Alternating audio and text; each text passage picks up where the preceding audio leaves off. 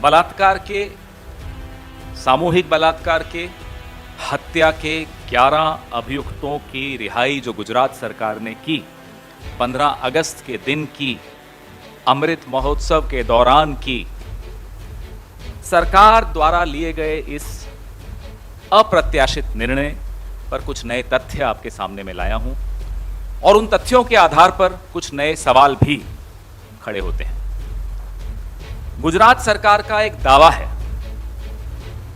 कि उक्त अभियुक्तों को माननीय सर्वोच्च न्यायालय के आदेशानुसार रिहा किया गया है। यह दावा गुजरात सरकार ने के अफसरों ने कुछ इंटरव्यूज में किया है।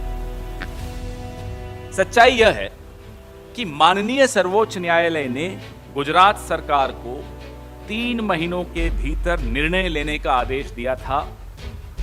सर्वोच्च न्यायालय ने निर्णय क्या होना चाहिए, क्या निर्णय होगा, उस पर कोई टिप्पणी नहीं की थी, उस पर कोई आदेश नहीं किया था। यह न्यायपालिका के आधार पर निर्णय नहीं लिया गया, यह कार्यपालिका का निर्णय है। This is an executive decision, not a judicial decision. ये बात हमें स्पष्ट तौर पे समझनी होगी, क्योंकि बार बार हमें भटकाया जाता है, लोगों को मूर्ख बनाने की कोशिश की जा रही है कि सर्वोच्च न्यायालय का आदेश था साहब इसलिए कर दिया।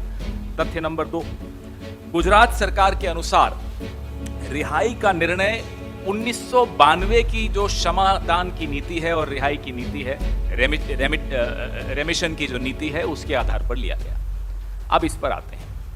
1992 की जो रेमिशन की नीति है, आप या मैं, कोई भी आज गुजरात सरकार की वेबसाइट पे जाकर ढूंढ के बता दे, मैं मान जाऊं। 1992 की नीति आपको वेबसाइट पर नहीं मिलती। आरटीआई के सेक्शन 4 के अनुसार ये तमाम नीतियां वेबसाइट पे होनी चाहिए। क्यों नहीं है? इसलिए नहीं है, और ये बहुत चौंकाने वाला तथ्य है कि यह नीति, जिस नीति के पीछे छिपकर गुजरात सरकार कह रही है हमने इन 11 बलात्कारियों को रिहाई का आदेश दिया, 1992 की वो नीति 8 मई 2013 को गुजरात सरकार द्वारा समाप्त कर दी गई थी। तब मुख्यमंत्री नरेंद्र मोदी थे। 8 मई 2013 को शासनादेश द्वारा, वो शासनादेश विनीत जी आपको शेयर कर लेंगे, शासनादेश द्वारा 8 मई 2013 को 1992 की वो नीति गुजरात सरकार ने समाप्त कर दी। तो ऐसी नीति जो है ही नहीं, उस नीति के आधार पर आप 11 बलात्कारियों को, 11 हत्यारों को क्षमादान दे देते हैं और रिहाई कर देते हैं। यह बहुत चौंकाने वाला तथ्य है। तीसरा तथ्य,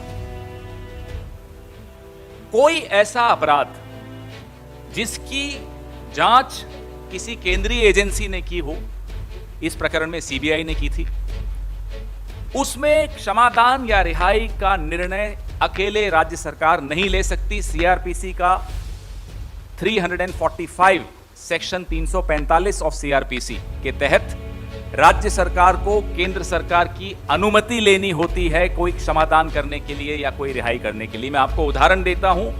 तमिलनाडु की तत्कालीन मुख्यमंत्री स्वर्गीय सुश्री जयललिता ने स्वर्गीय राजीव गांधी जी के हत्यारों को इसी तरह की एक रेमिशन दी थी, क्षमादान दिया था। सुप्रीम कोर्ट ने तब यह आदेश जारी किया था, आदेश दिया था कि इसमें केंद्रीय जांच एजेंसी ने इस प्रकरण की जांच की थी, अकेले राज्य सरकार माफी नहीं दे सकती, क्षमादान नहीं दे सकती, रिहाई का आदेश नहीं दे सकती।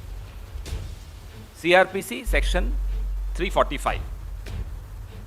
हम प्रधानमंत्री से और गृह मंत्री दोनों से, दोनों गुजरात के हैं, यह जानना चाहते हैं क्या गुजरात की आपकी भारतीय जनता पार्टी सरकार ने आपसे यानी कि प्रधानमंत्री से या गृह मंत्री से अनुमति ली थी इन 11 बलात्कारियों और हत्यारों को क्षमादान देने के लिए और रिहाई करने के लिए?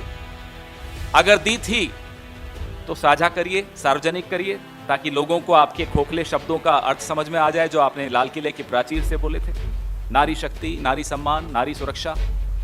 और अगर नहीं दी थी तो हम यह जानना चाहते हैं प्रधानमंत्री जी से और गृह मंत्री जी से कि आप गुजरात के मुख्यमंत्री के खिलाफ क्या कार्रवाई करने जा रहे हैं इस गैर कानूनी काम को अंजाम देने के आरोप पर।